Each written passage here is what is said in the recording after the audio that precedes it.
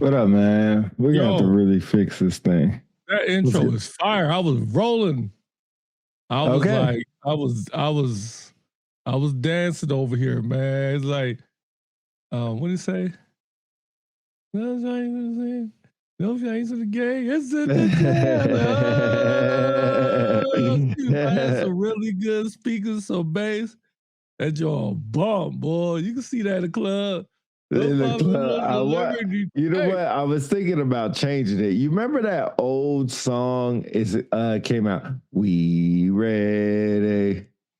Yeah, we ready. Man, that joint gets. If that joint don't get you hyped, check your heartbeat. I don't know about that. That's crazy. That's kind of old school, man. I like this one, but I mean, you can have it as an alternate though. You know, you can always do that. Nah, once you get an intro, you kind of got to stick with it. It's your format. It's just who you are. It's how you represent. Okay. Anyway, Sunday, big day. This is my last stream for. Oh no, next one. Yeah. Next one is my last one for a while. And then Monday, I was thinking about doing the Spurs and Knicks game. I know you probably won't be off by the time it gets by the time you get home. Shoot, 5:30. Well, 5:30. I'm sorry, 5:30 my time. That's what. Really? That early? Yeah. And it's on the East Coast? Well, East Coast is what, 7:30 or something? 8:30? It shows so late on the East Coast. I feel so bad for my East Coast people. Like, you have to be a different breed or just grow up over there to get used to watching games at midnight. I mean, to me, that's kind of crazy. I remember when I was stationed in Delaware, we were watching the Floyd Mayweather fight. Mm-hmm. Bro, that thing didn't start till 1 o'clock in the morning. Hey, pays the cost to be the boss. But it starts at 8:30 on the East Coast. No, it starts at 7. Yes, 8:30. You're right. Yeah. 7:30 here. So I should be home by then. Yeah, I was thinking about it. Are you trying to do the whole game or just? I watched the whole game. Maybe just the second half, but you might be asleep by the time that happens because that's late. Oh yeah, I don't know about that, but especially if it's garbage. Ain't none of the games been garbage. How surprised are you that the Spurs are down 2-0? I am very. You know, someone made the idea of the Spurs are going to suck because they didn't have any rest when the Knicks has been resting all along. And I was like, I think that's going to hurt the Knicks. And man, was I wrong. I must admit, y'all going to kill me, especially you Spurs fans, but I made a post on my Facebook page that I was officially hitching my wagon to the bandwagon of the Spurs. Yeah. I must admit, I started loosening the boat. I was about to be like, Cuba, be like, yo, let me out. Let me out. That's how I feel, because it's embarrassing, bro. Like, you know, it's funny. Shout out to Spurs fans, man, because them dudes, even when they lose, they still find some reason to go out there in the street, do some wild stuff. They don't give two ducks. I mean, you know what? I think you probably don't remember, but I did tell you the Spurs would be an easier matchup for the Knicks. Mm-hmm. And nobody believed me. OKC would have been a nightmare for the Knicks, but the Spurs don't match up well with them. And the only reason go ahead. No, go ahead. I'll cut you off. Go ahead. I think the only reason I say that is Brunson is a problem. And OKC has better perimeter defenders than the Spurs. Spurs have good perimeter defenders, but Brunson is a problem. He is a serious problem. And everybody thinking Wemby, I don't think the lights are too bright for Wemby. I think the way they're playing defense on him, he's getting frustrated. And he's throwing, like, did you see the last game where he threw the ball away? Oh, you mean when he threw the ball to hit the back of the player? Yeah. At the end, like, oh man, you know, you always hindsight things, but I think it's inexperience too, and I think it's a lot of pressure. Someone made a post on Facebook, can't remember his name, but he made a great point. The NBA, you know, there's long been, suspicion that the NBA has been fixing games or whatever, any sport these days, right? And one would argue that the NBA has gotten what they want. They've gotten the Knicks, a storied franchise who haven't been in the finals, who hasn't won a finals since '73. And then you had the Spurs with arguably the next big star that's going to take over the NBA is Wemby, right? Mhm. And so they got him in the finals where they want him at. And then the last shot, or the shot where Wemby could be the hero, he missed. Yep.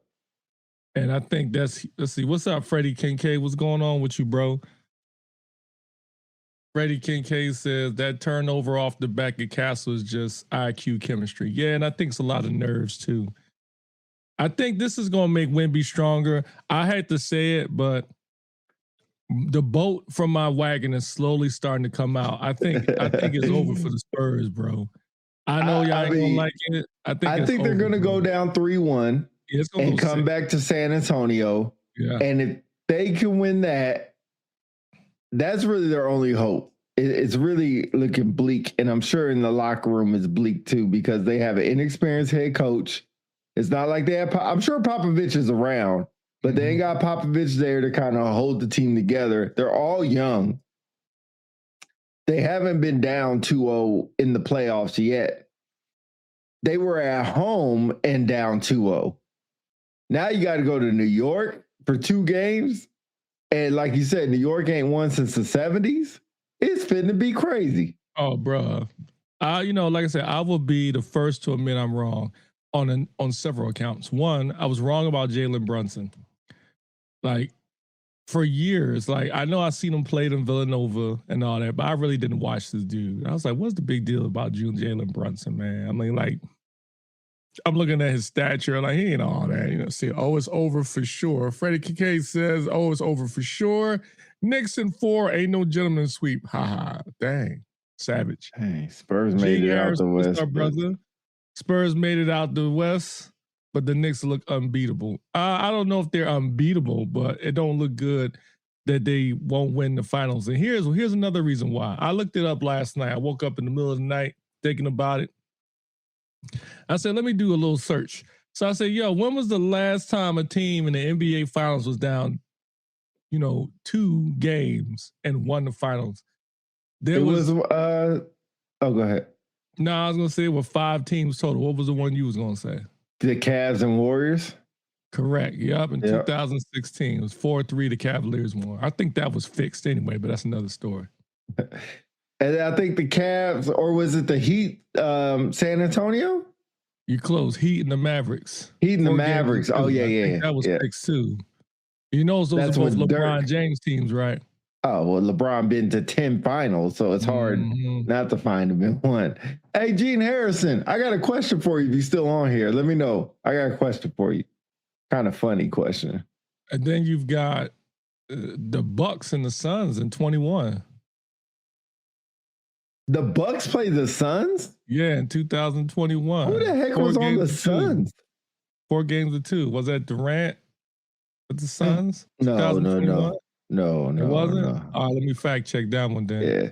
Hey, anyway, Gene, what do you think about when somebody leads the first sergeant chant and they mess it up? Do you think they should take the diamond off? Have to take the diamond off? A better question is why y'all even have a first sergeant chant? It is corny as duck. That show is terrible. You know what? It's a big copyright infringement for the first sergeant chant, and people don't realize it is.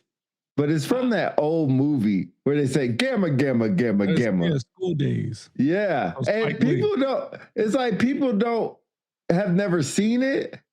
But they said, when I was in shirt school, they told me that somebody came up with that chant a long time ago. I said, he got that from School Days. And they were like, no, he came up with that on his own. Oh, no. That is the ideal School Days chant. And all he did was say one sharp rock. That is one of the corniest chants I have ever heard. Only because they got it from School Days. Laughing out loud. It's funny not taking the diamond off, though. I mean, Okay. y'all, I'm good with y'all. I love the Diamonds. I love First Stars. It's just y'all chant is whack. It's whack.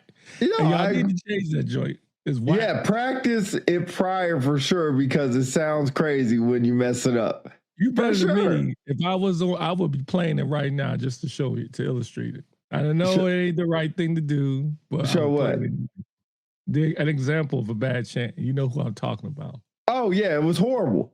It was horrible. I love the role. He's like, Right. It was effing horrible.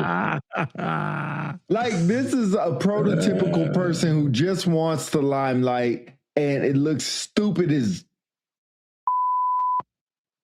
when they're in it. That was terrible. That was a terrible joke. If you did it for the right reasons, you wouldn't have that.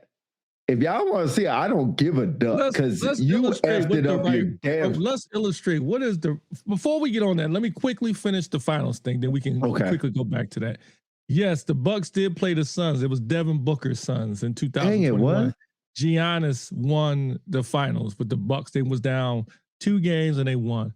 Yeah. And then, of course, you have Portland and Philly, which I hate, in 77 when Bill Walton's team was down 2-0 and they beat the Sixers. That. And then the last one was Boston and the Lakers in 69 with Boston. But anyway, more importantly, did you know in NBA history, there has never been a team down 2 games when they played at home and won the finals, meaning the Spurs had 2 home games and they lost 2 home games. No team has ever done that and won the final. Wow. So that's huge. See. So I'm going to put $20 on the Spurs and see what happens to win the finals. Well, I got my WD-40. I'm squirting it on the boat to hitch my wagon. All right, go ahead. What were you going to say? Okay, now back to the shirt thing. I'm not a shirt. Although I suspect I know what the reasons why, but I'm going to let you handle it because since you're from their same group. I was. Illustrate for me the right reasons to do the chant. So the right reason is a retirement ceremony for a shirt. That's the right place and right time. If you have, you could even and graduation and shirt graduation. That's it. That's the only 2 places I can think of it. Shirt graduation and Maxwell. That's it. So, you have an issue if someone did it at the shirt council meeting just to hype people up. I would think that maybe an alumni shirt like Manny Pinero comes visit or something. If you want to come, no, I think that's corny. Yes, I think that's super corny. Manny Pinero, I know you got your little LLC that you're doing. Congratulations on that. Little. Why you gotta say I don't know if it's big or little, but you got your LLC. Congratulations on that. But if you ever come to a shirt meeting and try to start the meeting by one sharp rock, that is freaking flopping corny.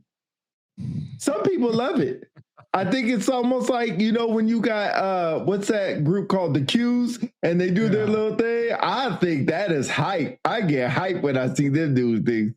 I think that's corny too. Dog. I think that's corny too. But I'm not a Q doll, so I guess maybe I feel different. I just think it's corny. I think, for me, I ain't gonna look. I'm not. Shout out Khalif Wright. My gal is in one of the Divine Nine. Ski wee. Ski wee. I love that joint. This could be a show in itself. But if I ever was given the opportunity, because I know you don't get to choose, they choose you, right? I will tell you, out of all the Divine Nine, the Qs, that stuff is corny as duck. You got these old ass men. Old dudes be doing it. There's an age limit. There's an age limit when you hopping around and doing that. Yes, sir. Like, that's when they make the ugly face. I'm like, there's no point in that. Yeah, but that's corny. When they're all together, it's cool and they're when doing together. Yes. It shows like unity, teamwork. Right. I get that, but when they be getting together, getting drunk, smoking cigars, you got these old ass bastards out there trying to do that. Yeah, there's definitely an age limit. There's definitely because when the younger dudes do it, guys that are straight out of college, even like 30s, maybe even mid 30s, it looks cool. But when you guys 50-year-old men doing it, it like, come on, like just sit there and bark in the background. Yeah. Don't just bark in the background. And do just one step, just you know, like the 2 step. Just that's it. Yo, you say, just be like the dog in the background. That's it. Yeah, that's it. I'll admit, it's a young man's game. Go ahead and do those steps, young man. I'll be on the background like, yeah, that's it. That's cool. Yeah, that's cool. But I do get hype when I see it. I will say, I watched Stop the Yard. Yeah, that's a young man game. Y'all hilarious, but y'all gotta get the cues right. Oh, I don't care. They can't whoop me. It ain't an effing. Ducks about her. It ain't a. You know what? And that's the other thing I'll say. I remember I went to a Q party one time. This was a long time ago. I went to a Q party. I was in the military. Went to a Q party. And I was like, they did their little thing. I was like, oh, that's pretty corny. Man, you would think they're a gang that wants to jump me.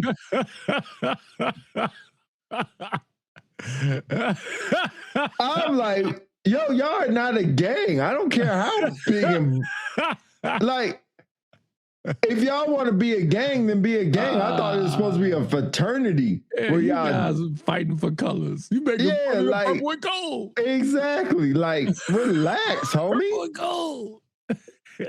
gold. Here go Pete restoring to my. No, I'm not. Hey, Royce, I'm not. I'm peaceful, but I'm just like, I'm gonna state my opinion as well. Like, oh, it's corny. But I seen some that give me hype. When I see the videos on the YouTube shorts, that joint gets me hype. Yeah, the younger cats. You know what I'm saying? Just when you used to get these old ass bastards out there, you know what I'm saying? Geritol, Bengay. Yeah, you know like when you can't do the splits no more, when you try to get down and do the splits and you go like this far, like, yo, you gotta, new move. When they, okay. I'm glad you said that, Gene. That's where I was at, overseas.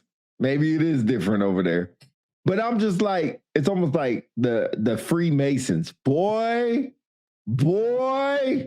do I got an issue with the Freemasons. And I know a lot of them, and I respect a lot of them. But boy, I will never forget. I think I told you my Royce is hitting the shirt school in August. For what? He about to become a For what? I don't know. He might be giving a speech. I don't know. He becoming a shirt?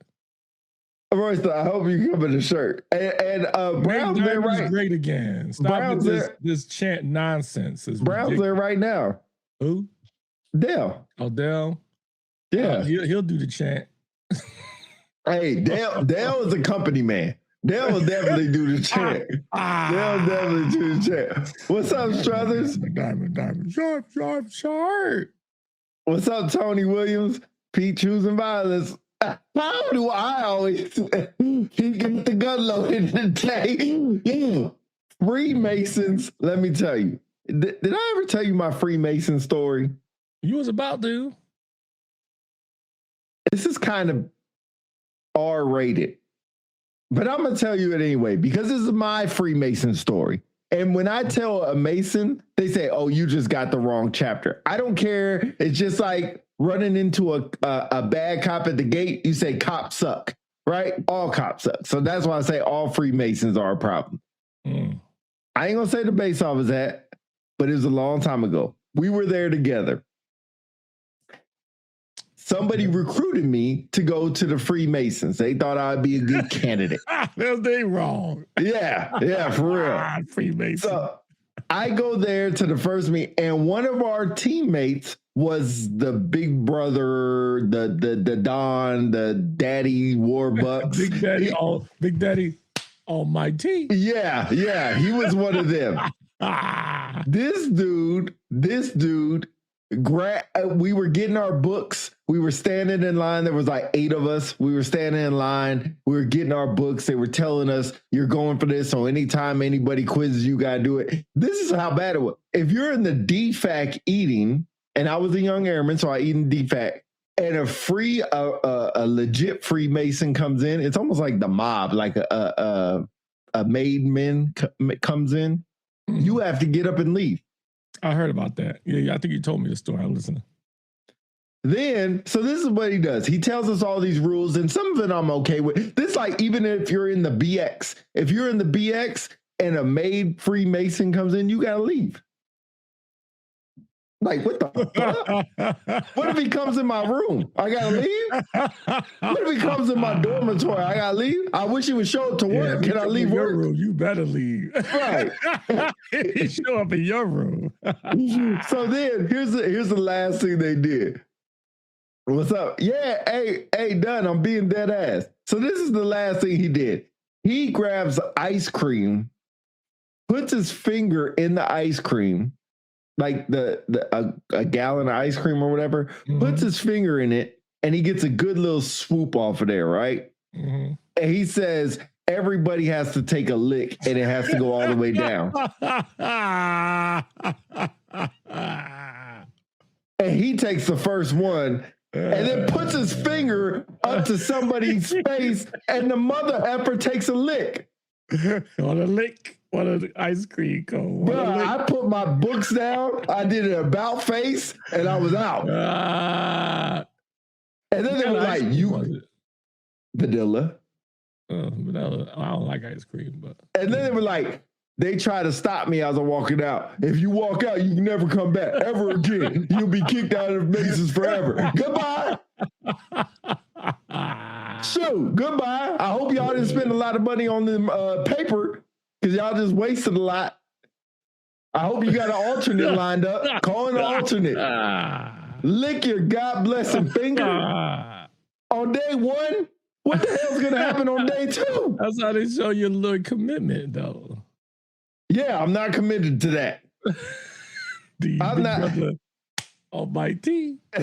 Dean Big Brother Almighty. Yeah, I'm telling you, man, like, I don't mind doing push-ups. Like, I seen people that were trying out, that were parts, they would just have to do like push-ups. Like, hey, drop down, give me 10. Like, in the middle. And they work with us. Some would be on the flight line. Yeah. Like, bro, I thought you supposed to be doing security. Drop down, give me 10. So stuff like that, I can't get down with. The certain things. Thank you, Dunn. I appreciate you backing me up. Hey, for any Freemasons on here, y'all tell me if that is the right or wrong thing, and y'all have to tell me. Y'all just tell me if that's the right or wrong thing. I'm not doing that. Do you want me to do push-ups? You want me to run to my room? You want me to grab a highlighter for you? I'll do stuff like that because I understand it's a process, right? You go through the, what they call the initiation. That sounds like hazing to me. I mean, that's all it is. That's what initiation is. It's hazing. Well, no, it shouldn't have to be. I know. I can't speak for all fraternities and sororities, but it is, in some cases, illegal for them to haze you. Now, there's nothing wrong with them giving you certain tasks. You got to remember certain information about the sorority or fraternity. Right. Although you are talking about Freemasons. So, but everything you did, if you got to do something like that, that's hazing.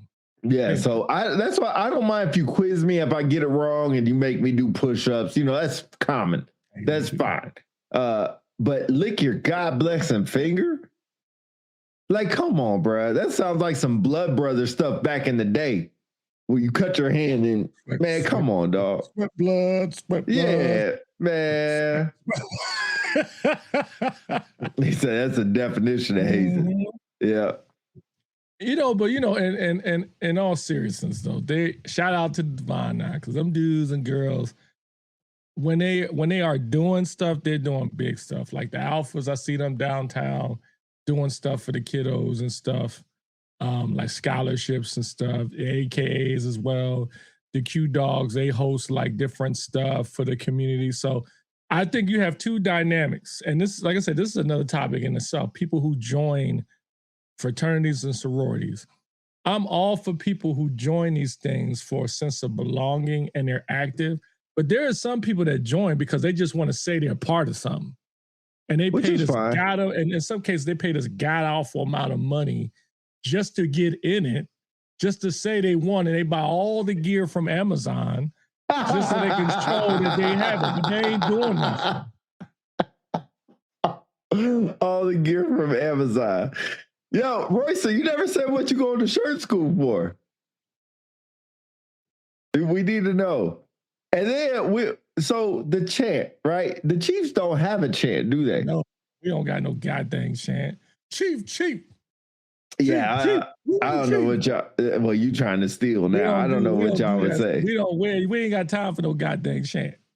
We ain't got time for no goddamn chant. Y'all got time to go golf. That's all we gotta say. While y'all sitting there, diamond, sharp, diamond, sharp. 1%. I got you. 1%. That should be your chant. 1%. When they call, when they say like in ceremonies, they think like we would like to thank all commanders, chiefs. Do y'all do like who? No, we don't say most of the time. Well, when I was in some chiefs, they'd be like chiefs. We'd be like chiefs. Sometimes we'll do. Oh, I do hear that, chief. Yeah, rarely. Yeah. When I was a command chief, there it never fails. As soon as I say, commander, welcome all commanders, chiefs, nothing sure. Yeah, every time. Hey, okay, all right, we don't do all that.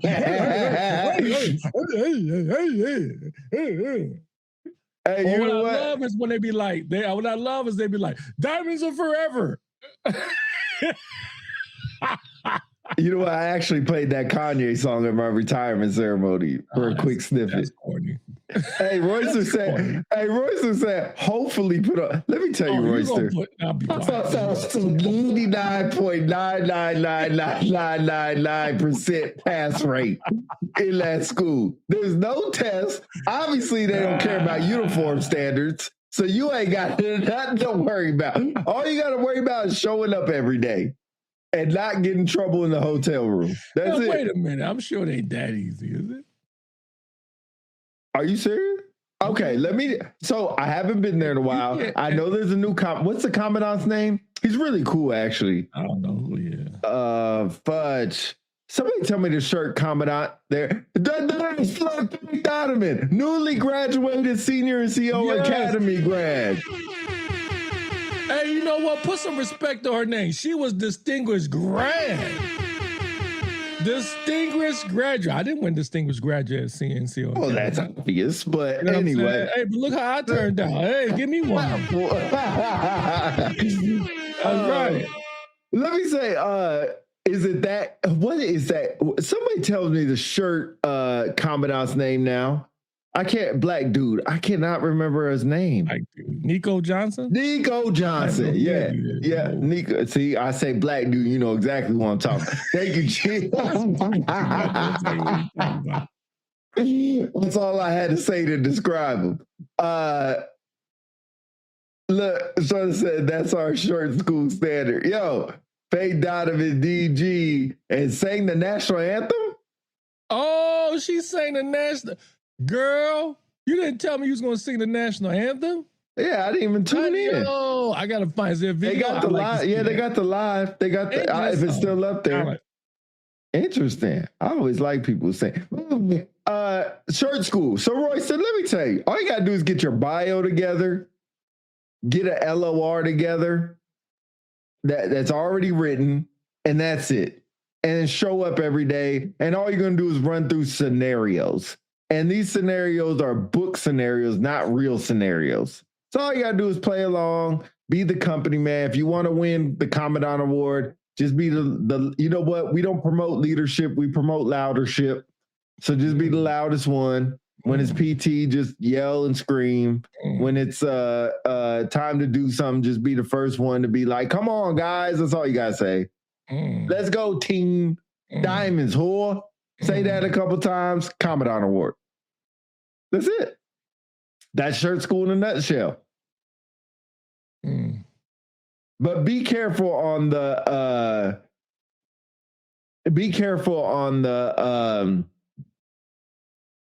what job you pick. They're going to give you a job. Be careful on that.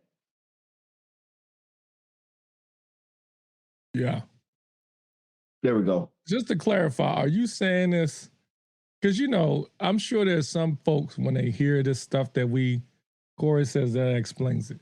I'm sure some folks out there are probably thinking when we put our own spin or analysis of feelings on what's going on in the Air Force, they might portray us as angry, right, frustrated, disgruntled former employees, right? Right. And that's not the case. So in this case, you're talking about the shirt. Are you saying this from that perspective, or are you saying this from experience and that's how you actually feel? And do you have some substance to put behind it to nail it home?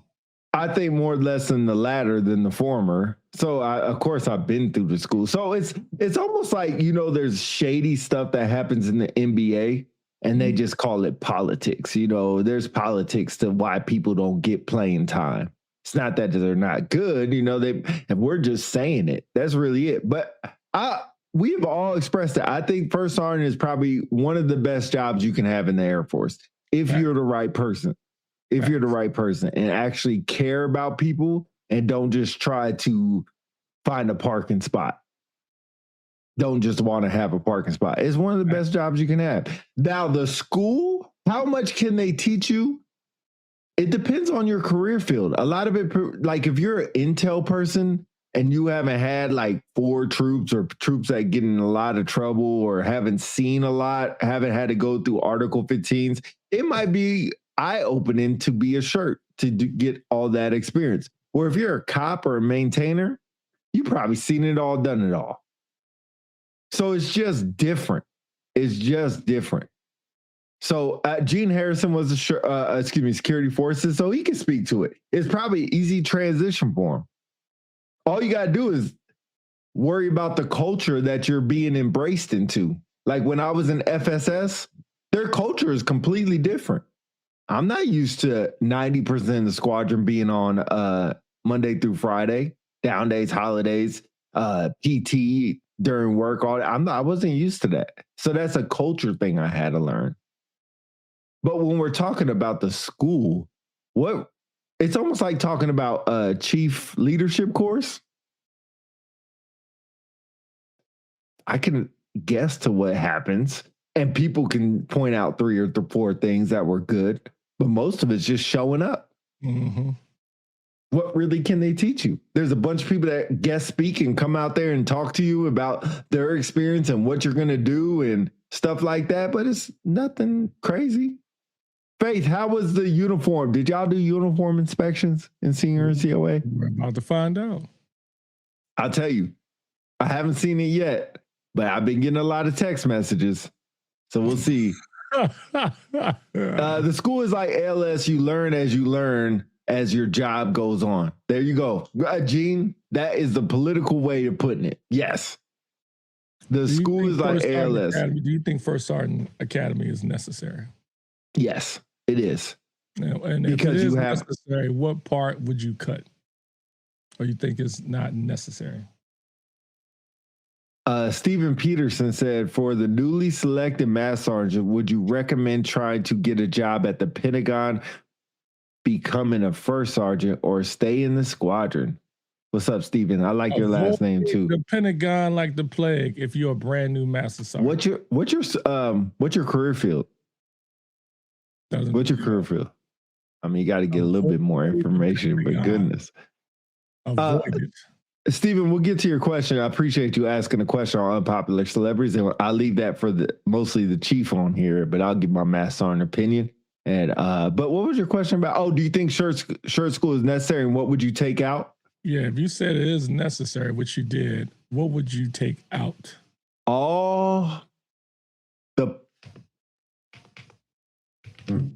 There's no test, right? So I just really harp on the awards. Like, take the awards out. Why? Because it's not a school where you should be gunning for awards, but you get people in there that gun for awards. That is a great point because as a first sergeant, you're eliminated for the majority of awards. So why even worry about having one in? You know, I guess I guess they think that motivates people maybe. It does. It's a motivator. But if that is your motivator, you're in for the wrong reasons. Because like you said, as soon as you leave there's one award once a year. And that's it. Other than that, you're promoting people that get awards. So that's where it should be. That's what you should be focused on. Let's get to Steven. He said he's a cop. Gene Harrison says, stay in the squadron for sure. Learn your position. Now, just my opinion. Okay, my question is... I answer none of it because between Gene and Corey, they nailed it. Corey said, go learn how to be the best master on your craft. Oh, look, we did have uniform inspection. It was a very varied experience depending on your instructor. There it is. There it is. There it is. All right. Man, a lot of people, Stephen, are helping you out. Okay, so I understand the pictures now in NCOA, senior NCOA. We be in blues all damn day. If we graduate in the morning, they would look fresher. Now the fit on some have excuses. Now the fit on some have no excuse. Okay, I'm sorry. Have no excuse. Remove the awards promoting that fake behavior. Thank you. All right. Get to the Stephen, I got a couple more questions for you. Why do you think you want to be a shirt and why the Pentagon? Do you want to move to that area? Is it somewhere like families over there? Because not a lot of shirts want to go to the Pentagon. That's a good question. I mean, I'm assuming he's not a shirt now. He said a brand new master sergeant. Yeah, so he's going to have to do at least a year. Yeah, so a little bit more context would be helpful. But I think piggyback off Corey and Gene's comments, you really should stay at the squadron and learn your craft. There's nothing worse. Like as a master sergeant, you really cannot bullshit your way out of being a master sergeant. Because a lot of people are going to suffer for that. How many tech sergeants and staff sergeants turn into the next grade without the proper mentorship and guidance from a master sergeant? Master sergeants is like the bridge. That's why they say top three, right? Chiefs are in the top three too. The master sergeants are the bridge between the junior NCO and the senior NCO corps. Most master sergeants are flight chiefs in the security forces career field, some kind of operations chief in another career field or something like that, section chief. So your job is not only to manage, you got to balance managing and supervising young NCOs. And if you cannot do that, if you don't have that experience. Okay, he said career progression and understanding the right route to take. Yeah. Career progression, you're going to lose a lot becoming a shirt. If you're talking, I mean, because there's no more career. Right? There's no more. You do it for 4 years and you go back to. I wouldn't say that. Anyway, I'm sorry. No, go ahead. No. Go ahead. We're talking. I disagree with that because I always tell people if you're going to be a shirt, it's best to go early. So you can go back to the squadron? 4 years and you go back. Okay. Right? If you wait and you do it 3-4 years down the line, and you do 4 and you go back, now there's a chance that you may, because making senior at shirt, and somebody else tell me, I know Gene made senior as a shirt. Yeah, got you. Someone tell me if you were able, how many people you know, and I don't know too many that made senior brand new as a shirt in their first 4 years as a shirt. I don't know too many. Not too many. It's going to take you at least to your 3rd or 4th year making senior. Making senior as a shirt is difficult. It's a lot of competition. And what Corey said and what Pete said too, part of that is you don't have no access to awards. Right. All you get is if you can be the first sergeant president or you win first sergeant of the year. Don't even get me started on that one. Oh, yeah. No, that is the one job that you are concentrating on people, not on yourself. Now, although there are some first sergeants I know that should not be first sergeants that concentrate on themselves and to Pete's point, want the parking spot, or they want to go pal around with the commander all day. Right. And pepper their things for stratification. And let's not even get me started on stratting first sergeants with senior NCOs. I never was a fan of it. But anyway. Yeah. All right, a couple of things. Shout out Mary Trent. Gave me that mentorship. Mary Best thing for me. The bully. She's the female gooch. Returning senior COs come back to a cop unit who ducked the smoke, struggled. Oh, I get what you're saying. People that go to be a first sergeant just to get out of security force then have to go back. Yeah, they struggle. Yeah, that's very true. I was never going back. Never in hell. Tony said, one of the reasons I was glad for admin and personnelists to merge, I knew a few mass sergeants that were admin who sucked at leading. One of my chiefs was like, look at their serve. They only had, what is that? A part of CSS? Commander Support Staff. Nah. Oh, they only been a part of CSS. Man, I can't read. They only been a part of CSS. Worry about development, not promoting. A job at the Pentagon sounds like something an officer has thrown out. Yeah. Like the Pentagon's just tough because who are you leading? There's really no real airmen there.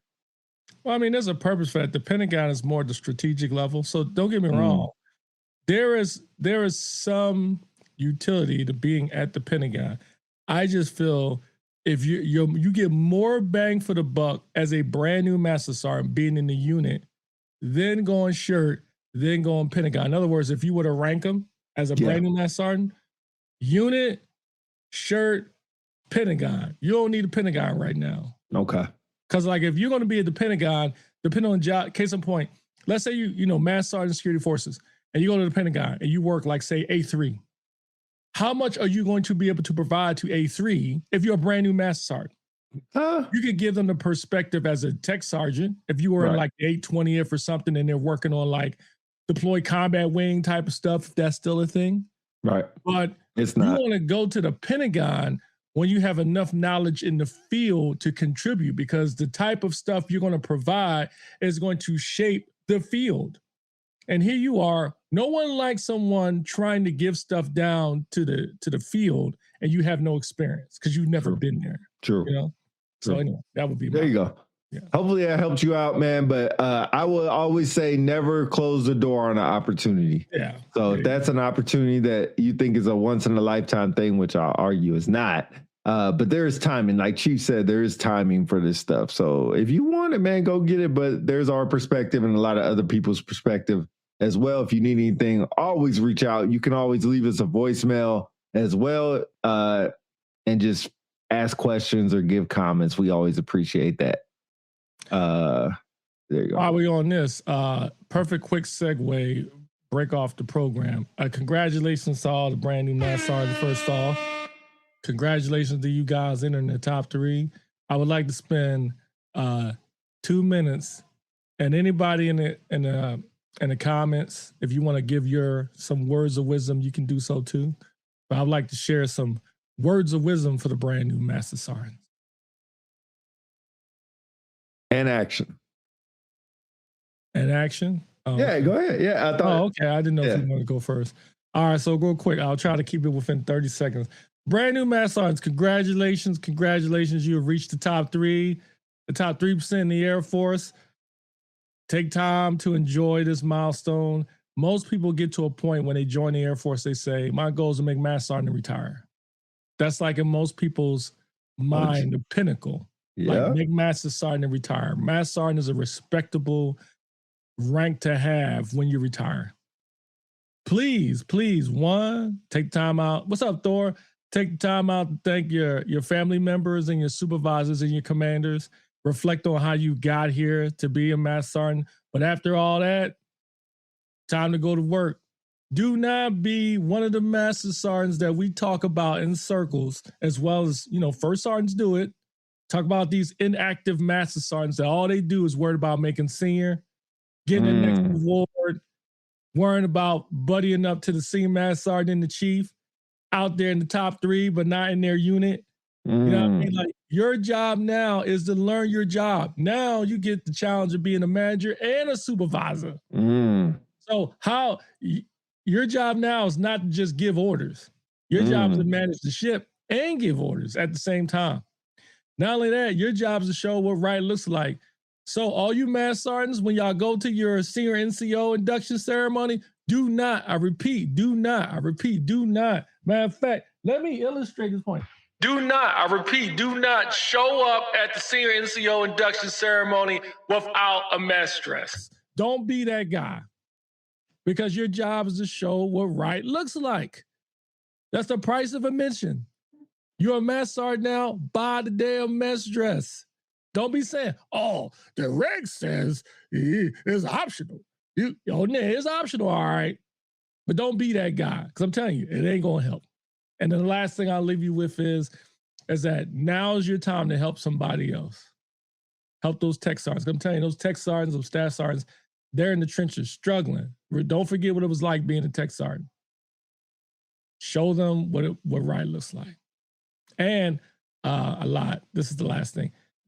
The writing's on the wall. If you look at what's going on, the continuous conflict in Iran, and then obviously the tensions in China and the way this administration is, I'm telling you, if you're not up on your field leadership skills, in other words, how to manage airmen and help give sage advice to commanders, more importantly, young junior officers like captains, lieutenants, and majors, get your ish right. Because I'm telling you, when the shit hits the fan and you end up in FOB, I don't know where, and you've got to be able to lead and help that captain in the field, what they don't want is a mass sergeant that says, yes, yes, yes, that's a great idea, that's a great idea. They want a mass sergeant that's going like, hey, sir, respectfully, you're effing up. And here's why. Please don't be that yes man or yes woman. Joe said, be your authentic self. Never be who you think people need. They need you. Shout out to Joe, Shirt, and Chief at the same time. Shout out, bro. Struzzy said, what's up? Chris Jones says, none of that junk matters anyway. Do the work. I'm not sure what he's talking about. Yeah. Got mine already. He's talking about his mess dress. What got you here won't keep you there. Tony says, help somebody else. Philly gave a speech in Lackland at my senior or my E7 release. Thank you. Blessing, brothers. I'm going to reach it. All right. Peace. Mic drop. Yeah, I won't say too much after that, man. Real quick, I want to plug. Chris has got a wonderful show. Wow. Man, I'm sorry, Chris. Do you know about the show, Pete?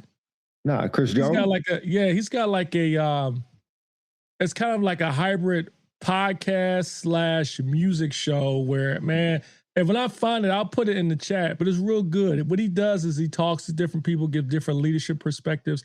And you know how a radio show plays music and in the middle there's an interlude and they have a message? That's how his is. So it's real dope. So sorry, Chris, but when I find it, I'll drop it in the chat. I thought it was pretty good. Can you read Faith Donovan's thing? Faith, the brand new senior mass sergeant, a.k.a. distinguished graduate in the house, says, new mass sergeants, you are the greenhouse, the culture creator and changer.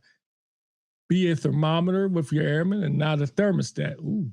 You adapt to what they need at their level and help them turn up, not turn up and leave your airmen behind. You represent the top 3 with the rooftop. It can be lonely, but you're not meant to be in the house anymore. You are the roof, protect, provide, insulate, and be prepared to stand in the know when those things are being compromised. That's pretty good. I like the thermostat.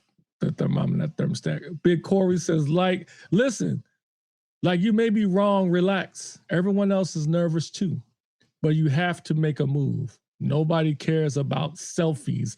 Ooh, unless they know you will pull up for the bro. Stab. Enough with all just because you take great selfies don't mean you're a great leader. Nothing against, there are some who take selfies who are great leaders, don't get me wrong. But some of these young folks out there taking selfies all the time and all that, but they shitty at the office. Stop this stuff. Anyway. Nah, you get all the bang booms and claps for that, man, because I think people like likership now and they forget about leadership, or loudership is what I like to call it, man. It's just I think Faith hit it on the head with a lot of things she said is you got to be able to say no, and you got to be able to adapt to different people. We always say it's no longer about you. You can be selfish.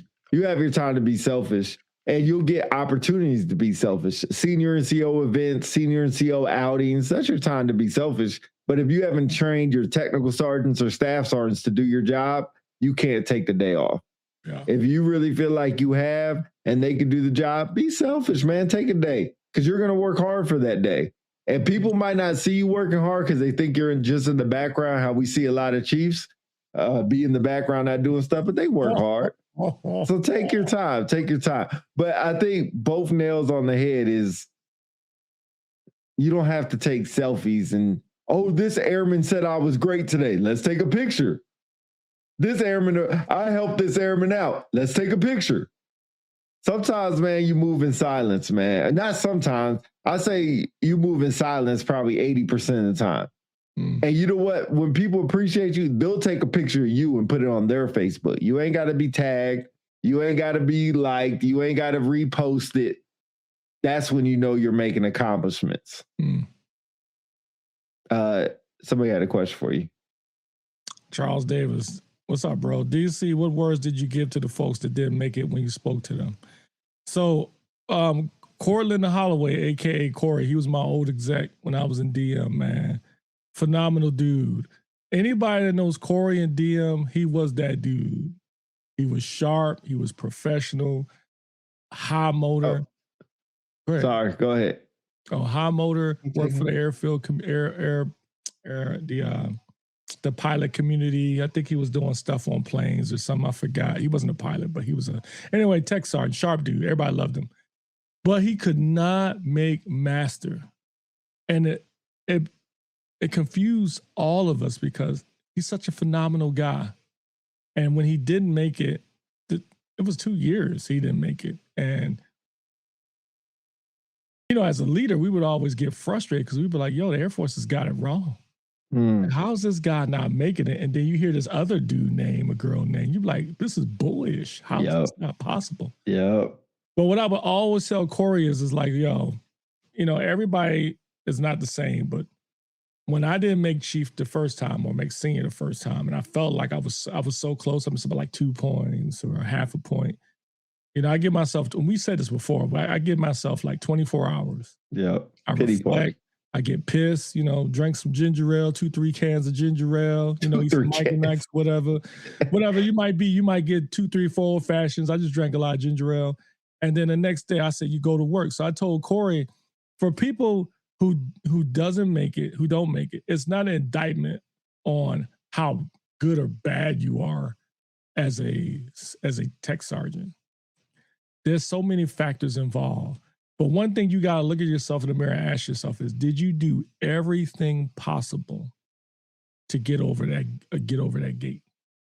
And if you say you did, then you're going to have to do more, because no one likes to hear, oh, let me look at your records.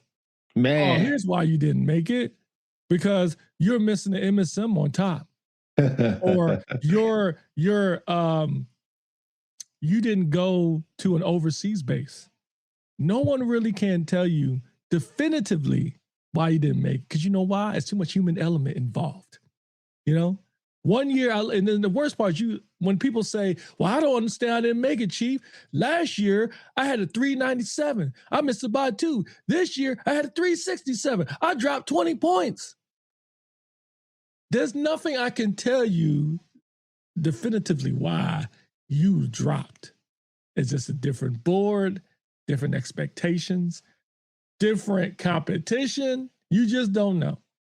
But I always tell them, one, don't lose who you are.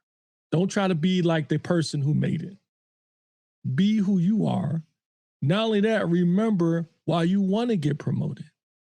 If you want to get promoted because you try to make a difference and you try to make a better way for your family, and you want to have opportunities to move the needle, have more influence, then find ways to do that. If you're not involved in communities where you can help other NCOs, then do it.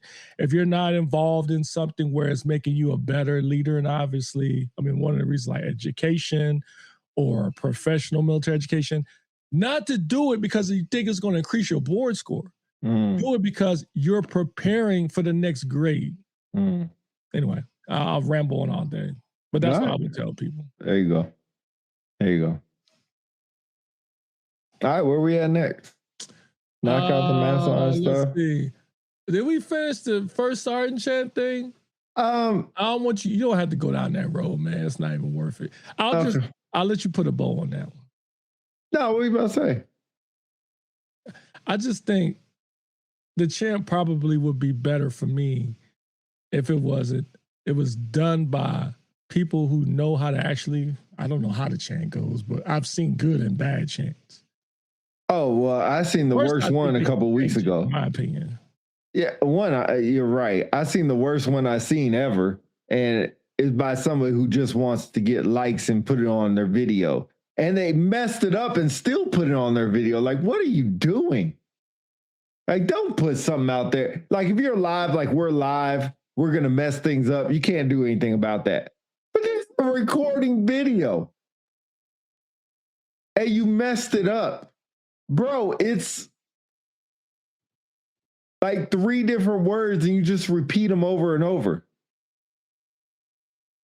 Like, what the are you doing? Like, it's just, don't mess it. It's like messing up the national anthem. Don't be the singer. Hey, it's just so disappointing. I know the person and it's bad. And they probably feel a certain type of way, but they'll never say it. It would make me feel better if you would have posted your video and be like, I really messed this one up. I post everything, so I'm going to post my good and my bad. Here was a bad moment by me. And it's for somebody's retirement. Bro, you know how mad I'd be at my retirement? You want to do the first sergeant chat and you mess it up? Bro, like, and you a senior master sergeant. Just horrible. Horrible. The chant itself, I wish they would admit that they didn't come up with it, that it was a knockoff of School Days. Probably most people haven't seen School Days, but it's a knockoff of School Days. Like, Royster says, I feel the pain in Pete's voice. Bro, it's so bad because I know what you're about. If you're about that, posting everything, and that's who you are, don't mess it up. You have the right to not post things. Do that. It's just so disappointing, man. I don't like the chant altogether. I try not to say it at all. I'll stand up because they all say all shirts stand up. I'll stand up. But I dang sure I'm not going to, if I don't have to, I'm not going to say it. Or if I do, I'm just going to say it in my regular voice. I'm not going to scream at the top of my lungs because that's unnecessary. And the chant has nothing to do with being a shirt. One sharp rock has nothing to do with being a shirt. I was saying a rock is a diamond. I don't know. I really don't. He said, what's the chant for real? I would rather play the chant than tell y'all the chant. But when people do it, they scream at the top of their lungs. And I'm like, it's a chant, bruh. It's cool for other people to be loud, but for you to be loud, like, come on, man. So in other words, the person who's leading the chant should be louder than... No. Person leading chant should be regular. The other people should be loud. Louder than the group. Correct. You're like, it's almost like singing cadence. You know what I'm saying? It's like when you're leading the Air Force song and you're the loudest one. Well, no, like, that's different. No, you're right. Oh, okay. All right, got it. You're right. But yeah, so Struthers, if you really want, I will play a video of somebody doing the one sharp rock chant. You should do it. But before you do, so irritating. I got the name of Chris Jones' podcast, show podcast. So it's called Resilient Voices. Okay. And then the session titles will drop the day before as it's live or pre-recorded every Wednesdays between 7 and 8 p.m. Eastern time. So it's called Resilient Voices from my man, Chris Jones. Great show. He offers like words of wisdom. He has guests on there that talks about resilient stories. Chris has got one of those. He's got that. Anybody, I'm showing my age. Anybody watch WKRP in Cincinnati?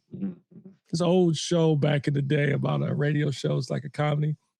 Chris has got one of those Venus flytrap voices. You know what I'm saying? It's really deep, blah, blah, blah. So I'm sure the ladies would like it. So anyway, Wednesdays, 7 to 8. So, Royster, what made it fire? Serious question. I'm going to play it because everybody, I guess people want to see it. I'm going to play it. I'm going to find it and play it. Give me a second. But what made it fire? That's what I need to know. I think for me, the thing that I appreciated is when you have the old diamonds get up there who's retired and do it, and they stand in formation and all that stuff. To me, that's the best part. The chant, not so much. Because it's no different when the Chiefs do retirements. We do the passing of the statue, the trails. That's cool. I've always heard people, the only thing I don't like about us is that we take too long and we're old and it takes us a while. Yeah. But it's cool seeing a whole line of retired Chiefs up there doing it. Okay, so here's one at, let me make sure I get this set up. Here's one at, where is this at? AFSA. It's at AFSA, and it's out in the middle. You know how they have the shirt,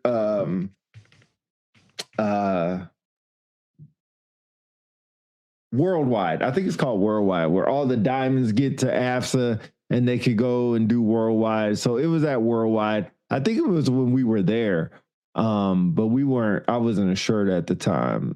So this is it. Hopefully you can hear it. Let me know if you can hear it, please. When I say diamond, can you hear it? Yeah. All right, good. All right, so here it is, and this is somebody being fired up. Yeah, exactly. This is what I'm talking about. This is what I'm talking about. I don't even know who this guy is. I can't see his rank or his name. I have no idea, but obviously he's a chief or a senior. And I think that's Manny, right, in the background? I can't tell. Nah, it don't look like him. I don't know. But anyway, here you go. Here you go. Look, it's up all the way. Here you go.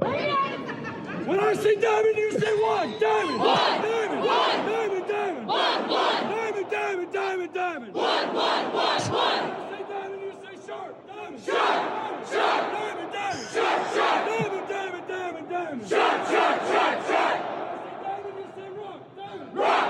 Rock. Rock. Rock. Diamond. Diamond. Diamond. Rock. Rock. Rock. Rock. One shot. Rock. Yo, I wish we could play the school days joint behind it. I'm gonna play the school days because we're gonna get banned for this, but I don't care.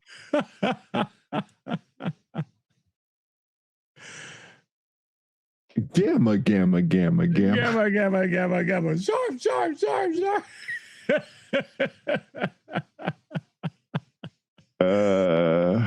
Let's see. I'll read the it's not school day. What is it? It's school days. It's with Lawrence Fishburne in it. Yeah. Let me just he was the AETC command chief. He said, Chief Taylor, he's my command chief right now. Cool. Good for him. What's his first name? I don't know if I know him. It's not Nicholas, is it? No, because Nicholas is black. Where is it at? Oh, here we go.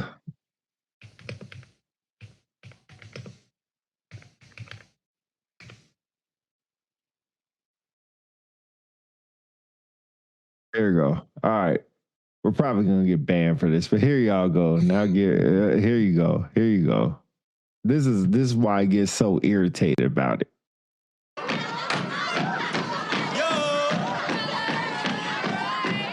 Full of folks in the yard. Yes.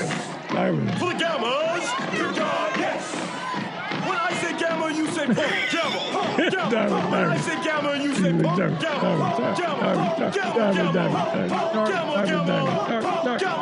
Gamma. Gamma. I don't need to play no more. It's the same thing. It's why y'all don't do the dance joint like they do too? We should.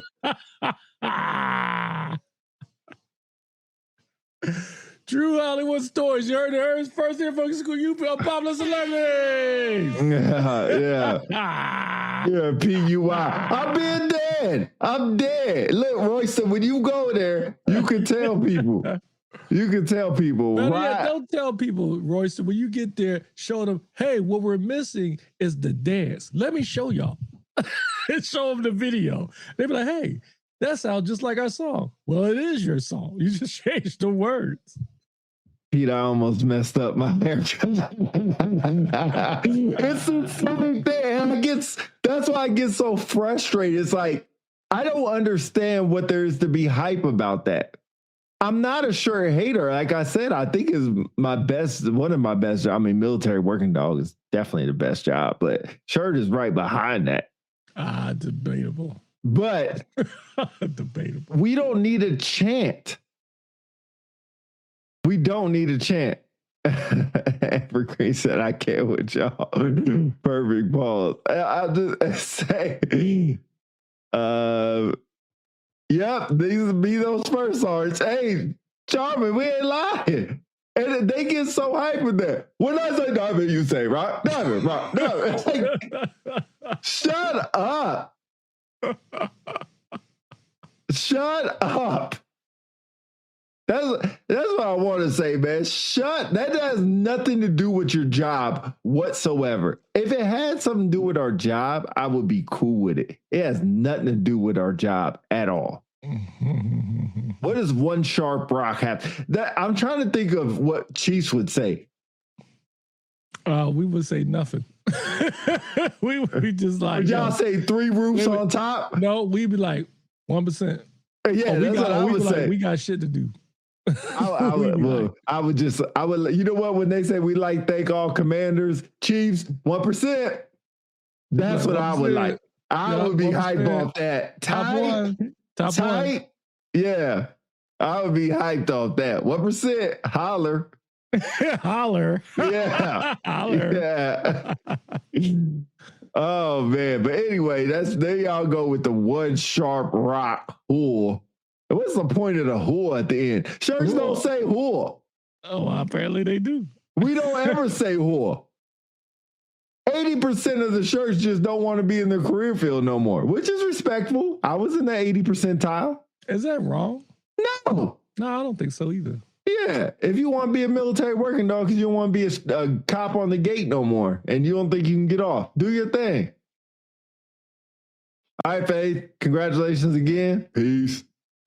But yeah, so I just wish you admit it. I would tell all the shirts, would you become a diamond? When we used to have, oh my God, when we used to have the shirt symposium and all the tech stars be there and they'd be like, what did y'all become diamonds for? I'd be the only one. I just didn't want to be a cop no more.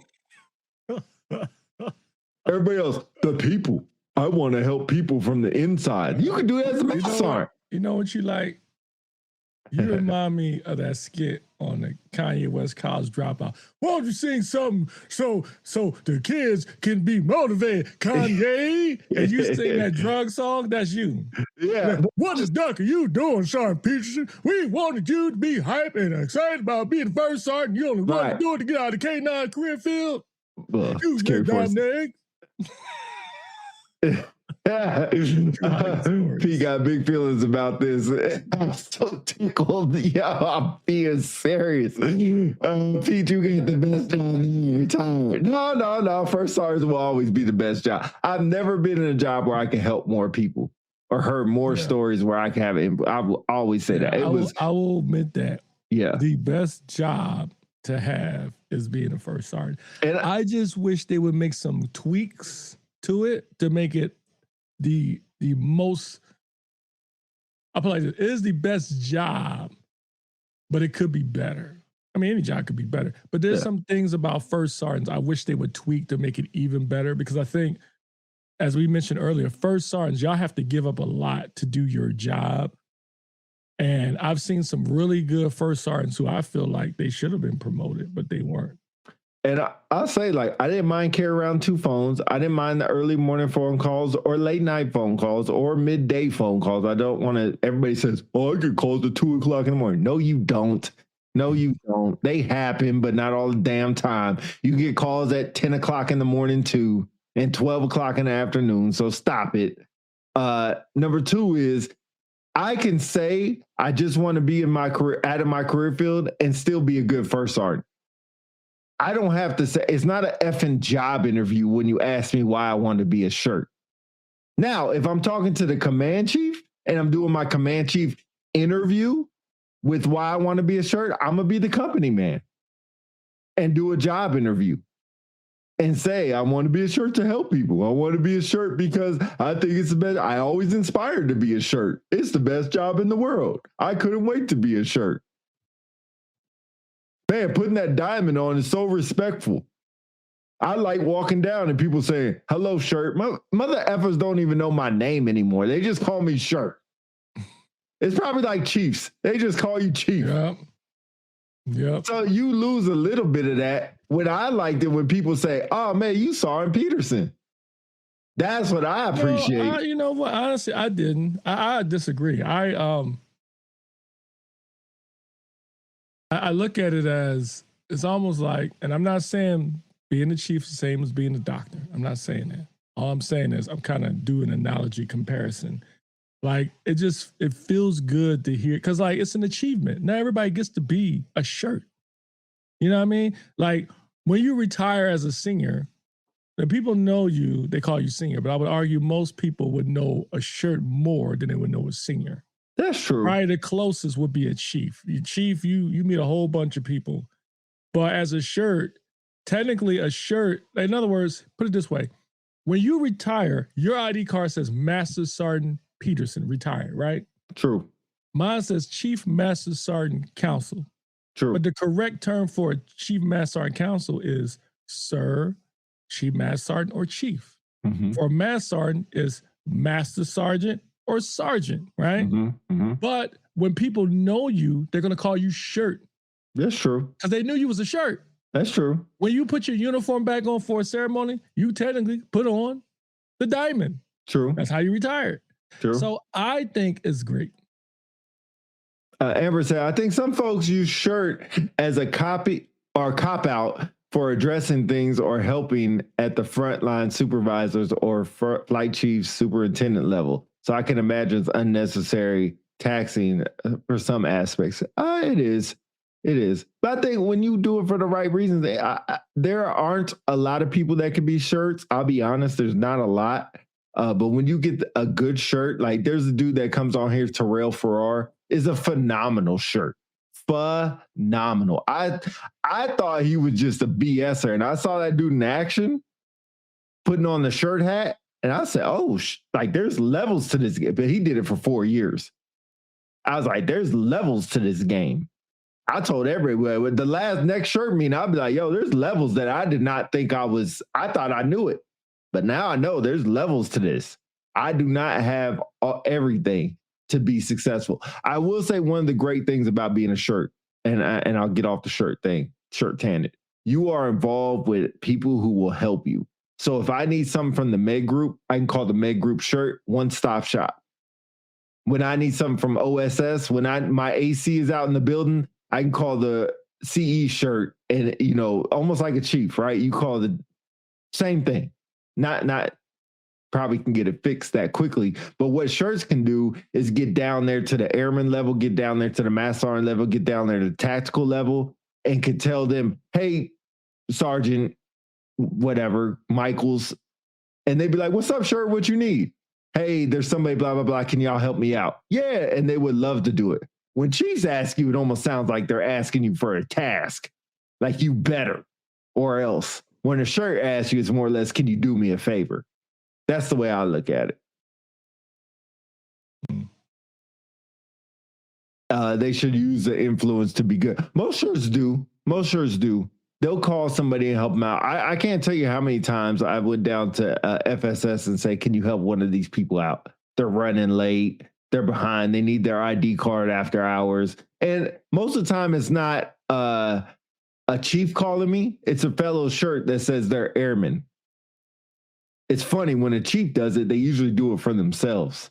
fuckers. Well, okay, all right, now I was going to say nothing, but now you bugging, you wilding right now, man. What you doing? Now you bugging. Don't hate us because you ain't us. Nah, you're right. You know what I'm saying? We do it to help. You ain't us. We do it to help other people. Y'all do it for yourselves. First of all, you can't speak on Chiefs because you've never been one. But I may have never been no first sergeant, but I sure managed a whole load of them. Okay, I seen a whole lot of. You forget. As a command chief, and Sharma, you jump in when you need to, or Corey, we own y'all. We manage y'all. Hey, you know what I'm saying? I move y'all. So I know the first sergeant AFI. I know it. So I can speak from that perspective. Never been a diamond, but I know how y'all move. So now, first off, now to that point, you don't know what Chiefs be doing.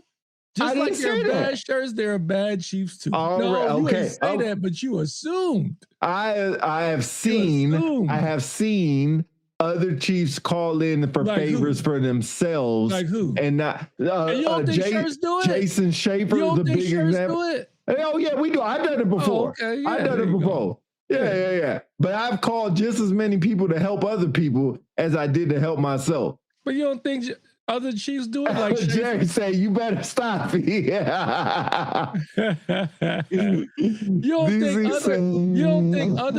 don't think Chiefs call people to help themselves, to help other people too? Yeah, I didn't say that. They do sometimes. Which one is Charles Barkley? Yeah, for real. Sharma said facts. I think some Chiefs do, but most Chiefs call for them damn selves. There you go again. Most. How do you define most? If there's 3 of them, 2 of them will do it for themselves. One person will do it for somebody else. Mathematically, doesn't sound 75%. Like that's 75%. But that's still not most. If you're what saying are you talking most, about? Over 51% could be most. Scale. You're talking about on a larger scale. So there's 100 of them. 75 will do it for themselves. 25 will do it for other people. How many did you seen in that experience? If I know 30 Chiefs, 20 of them do it for themselves. You know 30 Chiefs? Yeah, of course. Name me 15. I'm not gonna name. I know 20. Who doesn't know 20 Chiefs? I was in 22 freaking years. Knowing their names. That's the difference. I know all their names. Huh? I know all their names. But do you know them? Pete, you was going, and then DC's eyebrows went up. Do I know him like all we man, best I gotta friends? Check this dude sometimes, man. He be reckless, man. I'm just saying. Reckless, man. I just want to state my opinion. Chiefs do it for themselves. Shirts do it for other people. I would appreciate it, and we can move on if you would say some. Don't say Chiefs. Say some Chiefs. Some. Sorry, Sharma. Thank you. Some. Sorry, Philly. Some. Because people. I mean, I'm gonna go on my. And I'm the one who say shirts be shirts just to get a damn parking spot. Huh? I'm the one who say shirts just become shirts just to get a damn parking spot. Some shirts. Yes. Some shirts. All right, go ahead. I was going to go on a rant, but I'm not. I think everybody gets my gist of it. Chiefs, I think sometimes, Corey says Shaq got a ring. Chiefs, Corey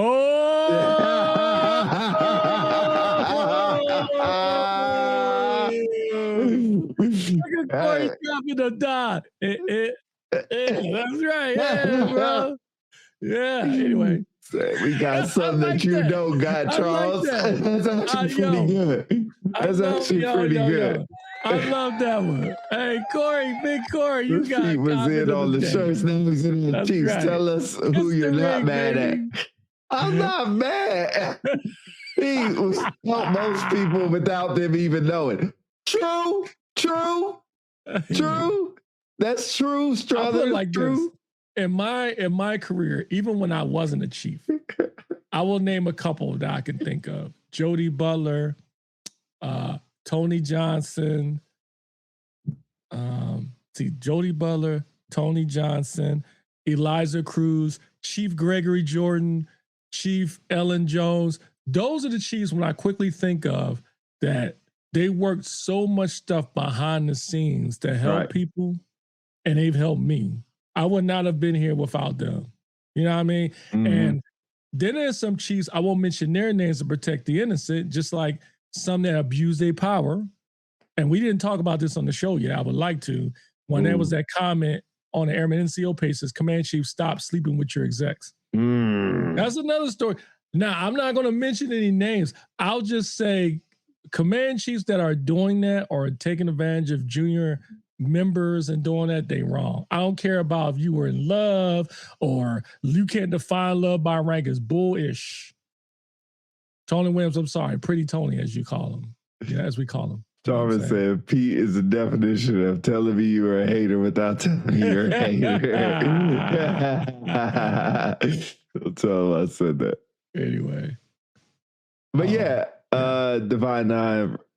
Oh my God. No, I'm not. Y'all really think I'll be mad.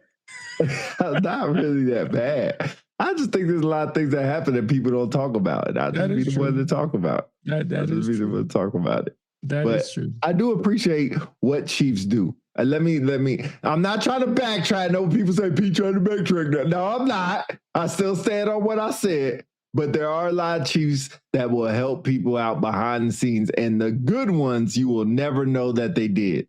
They just get things done and nobody even knows how they did it. There'll be a few. You will know not by them telling you, because other people tell you. It's almost like legends. Yes. Like, Khalif Wright is a good example. Even before he was Chief Master Sergeant Force, this dude, in circles, people will whisper his name, all the stuff that he did for people. You know what I'm saying? I would argue even Joanne Bass, too. She's done some great things for people behind the scenes and stuff like that. Yeah. And you never hear them say it. To me, if you're a chief, and you're telling people because what I did, they was able to do this. Because of what I did, they got these orders. You're part of the problem. You're wrong. And there are some chiefs like that. No, I'm not wearing black forces today. That's funny. Hey, Jerry said, what am I not reading that right? Who is it? Oh, Jerry. If supervisors did their jobs, would we need shirts? No. What's the shirt problem always? What's the shirt problem anyway? Since you want to come after Chiefs, Pete. Jerry, you so right. We wouldn't need shirts. What's up, brother? Yeah, we wouldn't need shirts at all. We would be a formality. We would just be a commander's advisor. That would be our own, and that's what a chief is. So yes, we would not be needed at all. But supervisors don't do their jobs, so you need them. Somebody check and see if people are.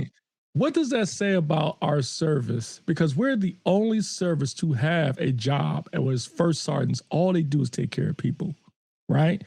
Would you argue that the Army and the Marines and the Navy would have some equivalent, especially since the Army has the largest force in all of the armed forces? We say they don't have a dedicated first sergeant. We said that all the time. They have a first sergeant, but it's not in that capacity. Yep. We say that all the time. And most of the time, because the first sergeant in the Army is the leader of the formation, the leader of, and you see that when a sergeant major usually leads the formation, where most chiefs, they just sit off in the background. When a formation, they let mass sergeants do it, which is fine too. It's just different. I'm not saying anything wrong with it. It's just different. But that's really why. But I do agree with Jerry 100%. We wouldn't need shirts. There's no reason why you need a shirt. Now, do we have access to things? But chiefs have access to it too. So it's no different as far as a supervisor can. Like, I had times where troops would come to me and I'd be like, where's your supervisor at? Or the supervisor would come to me with the troop with a supervisory issue and asking me. And I'm like, what the heck? Like, hey, I need help with this LOR. What? He said, what? Like, come on, big dog. Or, hey, can you double check this and make sure I'm not. Now, if you're making sure, hey, I need you to double check this to make sure I'm not being biased or, being seen a certain type of way with writing this, that's fine. Fact check, but you can get your other supervisor peers to look at it too. It doesn't, just because a shirt looks at it doesn't mean it's omnis dominus. So yes, Jerry, I 100% agree. I will say that we don't need shirts, but we do need chiefs. I will say that. Put me on record by saying that.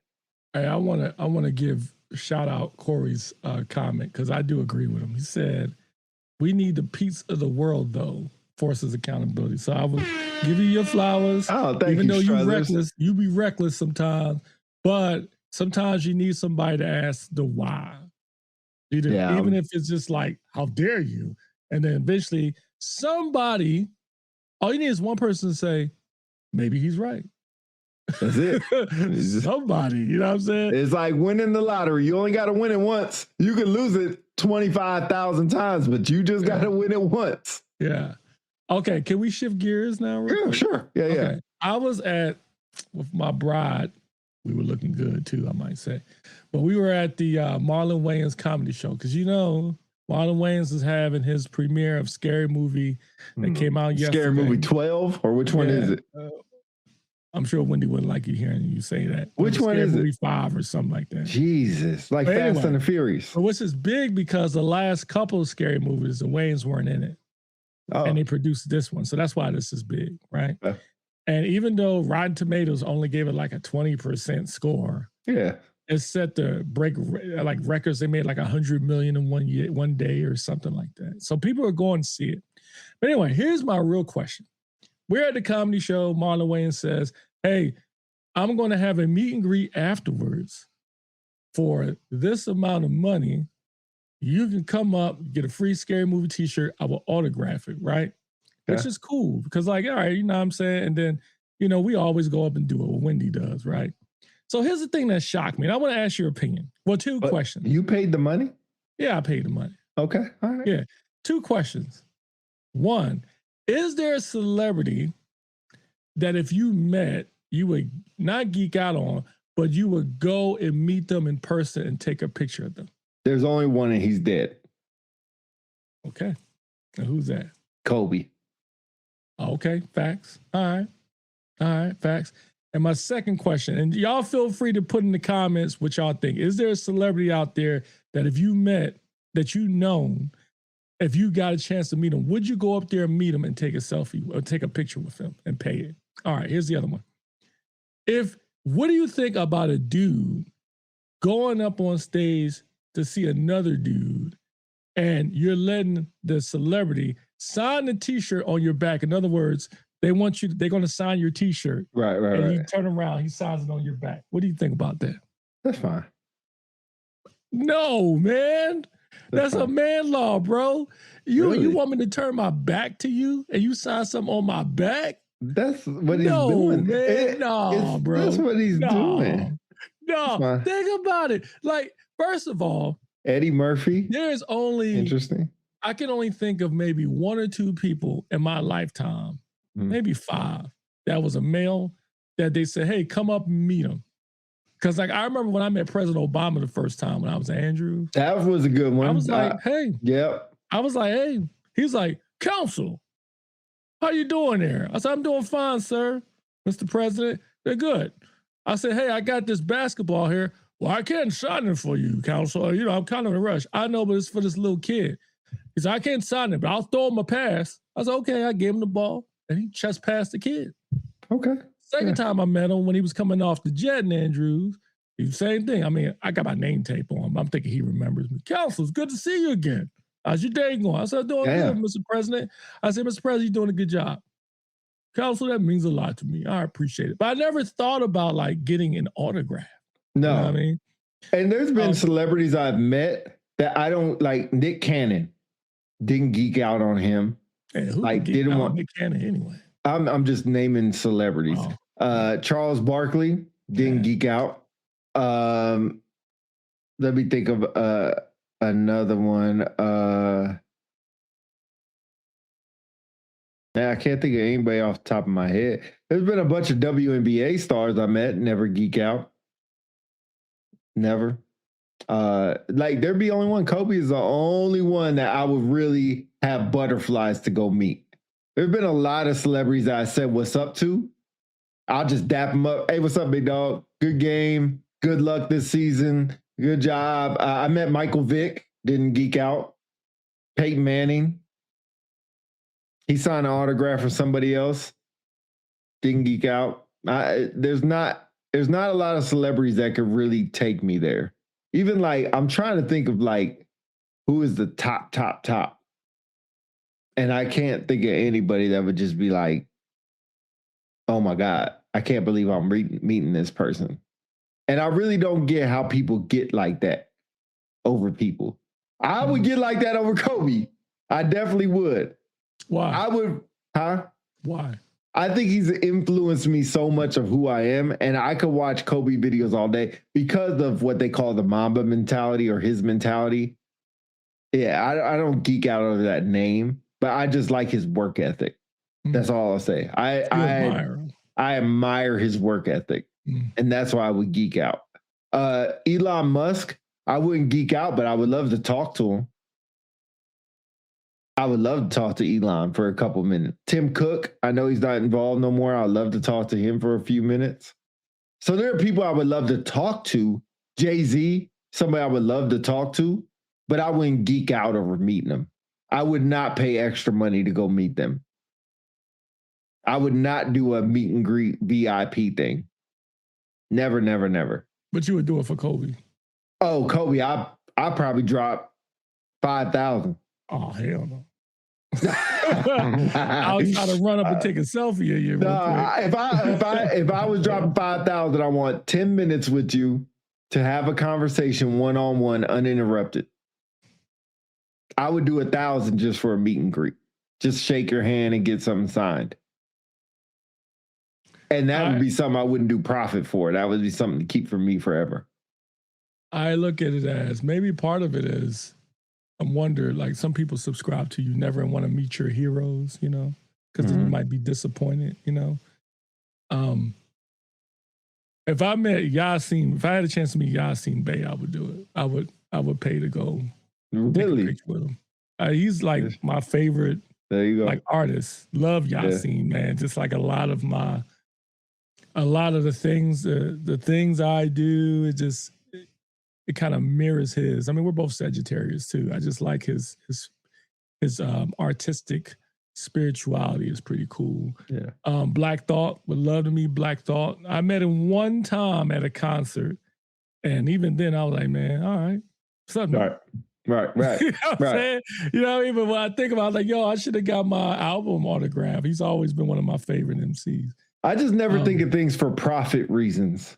Like, I would never show up to somewhere like, you know, people go to WWE events and get their belt signed by John Cena if he's still wrestling or whoever. I'm never thinking like, oh, I'm going to resell this for profit. If I'm doing it, it's doing it for myself or I don't want it. I met Donovan Mitchell. We took a selfie together, but it was in a VIP area that it was like 20 of us. So it was like, all right. Devin Booker, Dylan Brooks, Robert Horry, Dwight Howard, Sean Marion.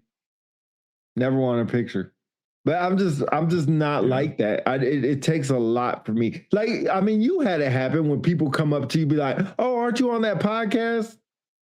And I don't geek out for that. I'm like, yeah. I mean, it's kind of, don't get me wrong. I'm not going to take away from some people. For some people, it is kind of cool. Here's a good example, real quick. Here's a good example. I'm on this. I told you about I was on this YouTube show. I watch every week without fail. It's pretty fun. It's like a video game joint. But this dude named D. Thomas, everybody watches the dude. Pretty cool dude. But there's some people, and this is actually another question I'll pose to you too. There's this one guy who's on the show, and he, I guess, lives in the same city as D. Thomas. And he actually got on his Facebook or his DM, said, hey, would you like to sit and meet for lunch or whatever? I would love to talk to you, whatever. And D. Thomas is like, yo, I don't talk to people online, in person, whatever, right? And this dude was so devastated, right? Yeah. So anyway, we had the same interest. I was getting him to convince him to buy a Neo Geo, like a new Neo Geo system that came out. And so everybody knows me on there as Philly DC, right? But anyway, so out of the blue, this guy just accidentally does a video chat with me on Instagram. And my first instinct is like, why is this dude calling me, right? Right. But I answered it. And it was weird because, like, you know how you push your button and you're waiting for the worst, like some dude to come on the screen looking like some evil person. I'm going to kill you. He was just like some middle-aged white guy, kind of chubby, living with his parents. Mhm. And he was talking about like his parent was going to buy him this new video game system or whatever. We talked for like 30, 40 minutes. But what I got from that is for him, it was so important to connect with somebody he talks to every time on the internet because he doesn't have a lot of friends, whatever. So for you, if someone contacts you and says, hey, Pete, I watch your show all the time. I'm one of your biggest fans. I'm in the same city as you. You mind meeting me for lunch? Would you meet him for lunch? A lot would depend on, when, where, if I don't want to say like I have a busy schedule, but if my schedule could fit, I don't care. You wouldn't be concerned about you've never met this person before or whatever? That stuff does not faze me at all, to be honest. So now if I was on a bigger level like LeBron or something, like heck no, right? But me being on a small scale, like, people say, I'm sure people say to you all the time, like, hey, I saw you on the show. I like what you said about this. Or hey, I appreciate, what you say about this. And that's cool. So one of them be like, hey, can I sit down and talk to you for a minute? Sure. But you're right. If I'm on a different level, I can't do that for everybody. Right. Yeah. So you can't, you got to be real picky and choosy who you say yes to. I damn sure would never charge nobody. Yeah. Yeah. I would think, well, I'll never be that big. Now, if you want to do an interview, then yeah. But if you just want to talk, man, come on. Yeah. Like and I think that's how I am with celebrities. Like I'm respectful of who they are and their time. And when they get bum rushed by 20 people, I'm the type to walk the other way. Mm-hmm. I'm like, bro, I get it. I don't get it, but I could understand. Like, not my thing. Be respectful of your time and your space or whatever. And if you come up to me, I'll dap you up, say what's up. And if it leads to a conversation, cool. But I'll just be like, good luck on the season, good luck on the game.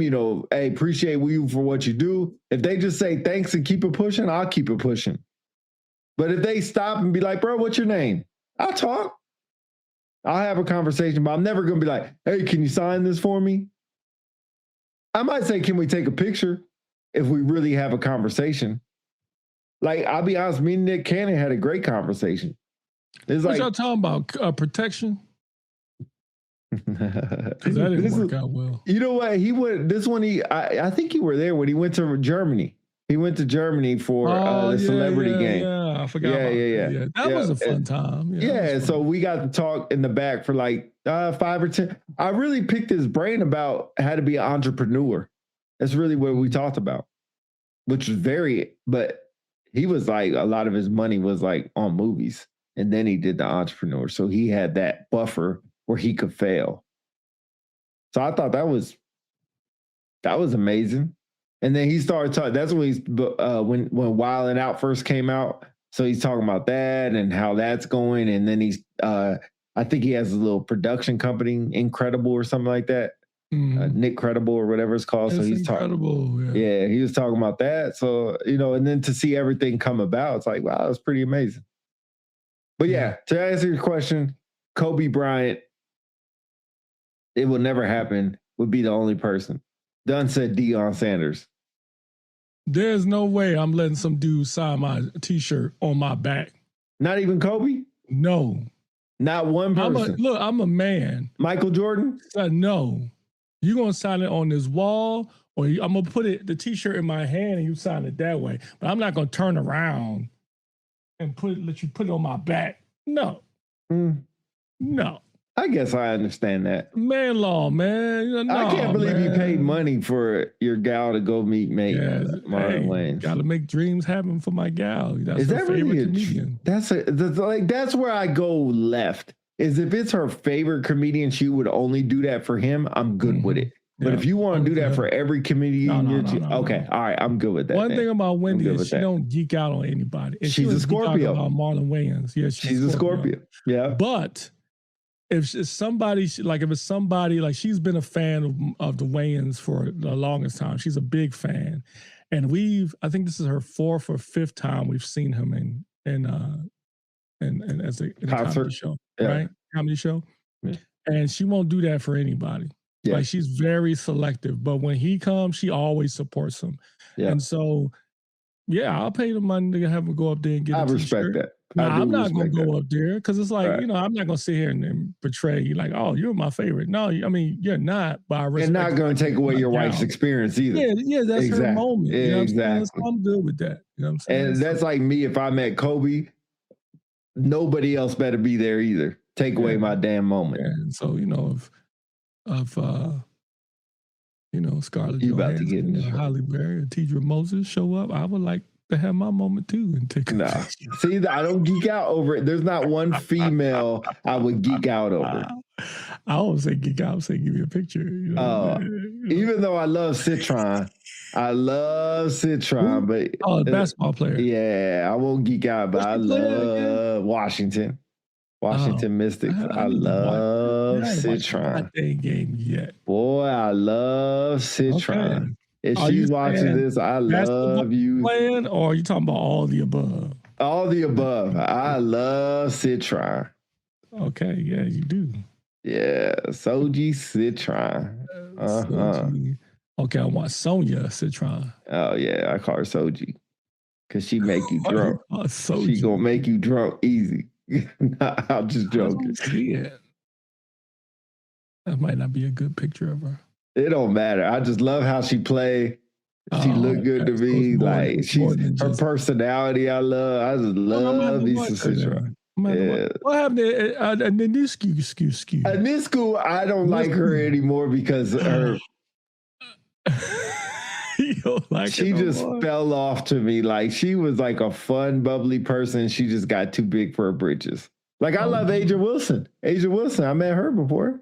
Cool to say what's up to her. Yeah, hello, what's up? Tall as hell, but hello, what's up? And that's it.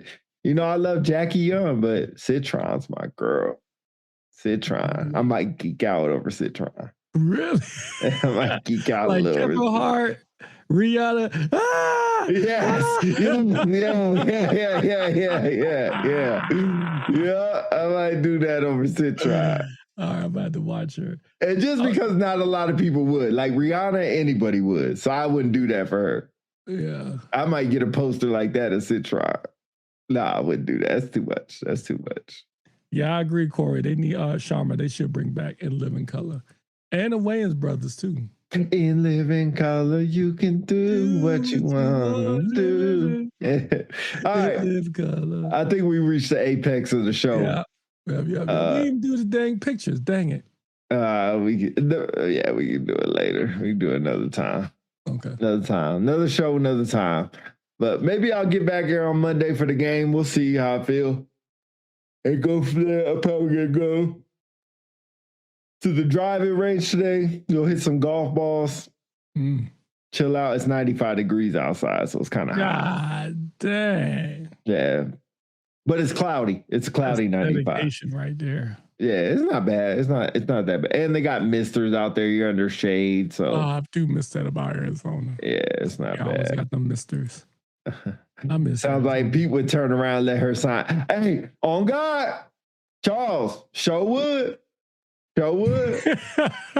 He said show wood. I would even ask her, do you want me to sign your jersey? That's what I would say. Do you want me to sign your jersey? Yes, because I want you to remember me, because I'm always going to remember you. I don't want you to ever forget about me.